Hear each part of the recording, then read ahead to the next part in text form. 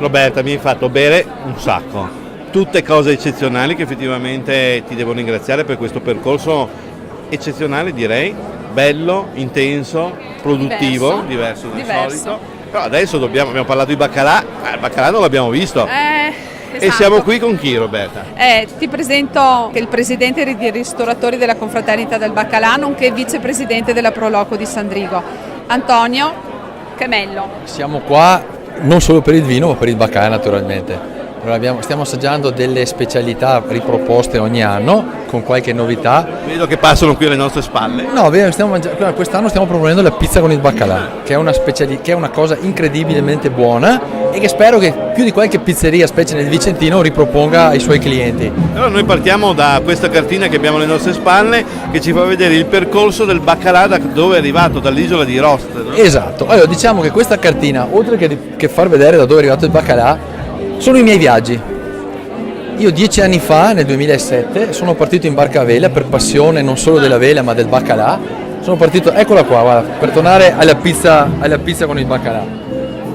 Tornando ai miei viaggi, sono partito in barca a vela con del baccalà, dopo aver letto questa storia di Pietro Querini che nel 1481 parte da Candia, Venezia, che era un possedimento veneziano, cioè Creta, e andando a commerciare qui naufraga di 2 scialuppe di salvataggio, una sola, l'altra non sparisce, una sola, grazie alla corrente del Golfo, viene sospinta dopo un mese di deriva qui all'isola di Rost, in questo arcipelago. Lì ti interrompo, ma sono stati fortunati perché se si fermavano in Inghilterra decapitavano. Esatto. No, adesso a parte gli scherzi.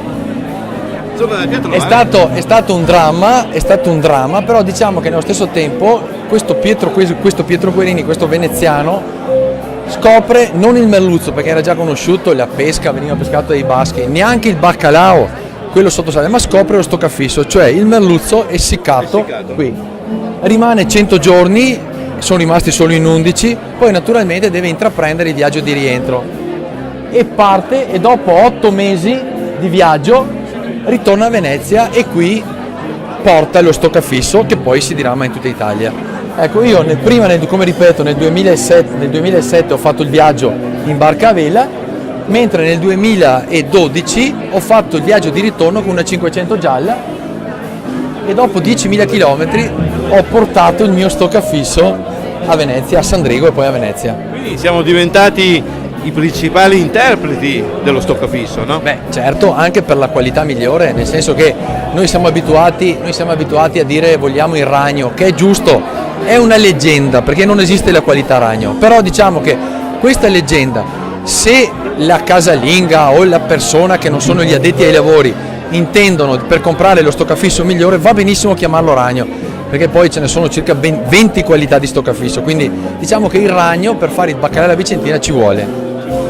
Benissimo, quindi a questo punto, Roberta, abbiamo capito da dove arriva lo stoccafisso, abbiamo capito il perché, abbiamo capito che lui è l'interprete, perché si è fatto 10.000 km con una 500 e non è facile. 500 è anche un veliero, no? 10.000 km di veliero. E quindi a questo punto io vedo che tu in mano ci hai portato proprio... Allora, cos'è questo? Questa è la seconda specialità che proponiamo di baccalà, che è il baccalà mantecato, che non è altro che stoccafisso, noi lo chiamiamo baccalà, perché siamo abituati a chiamarlo baccalà, ma è lo stoccafisso, diciamolo così. Stoccafisso mantecato con dell'olio. Prima vi ho fatto vedere la pizza, poi ci sarà un'insalata di baccalà alla mediterranea, nel senso che proponiamo altri tipi di baccalà, e sempre stoccafisso con delle insalate. Poi verso sera arriverà il baccalà in rosso, questa volta usiamo proprio il baccalà dissalato, in rosso alla livornese, fatto con il pomodoro, le olive, aglio, prezzemolo e olio.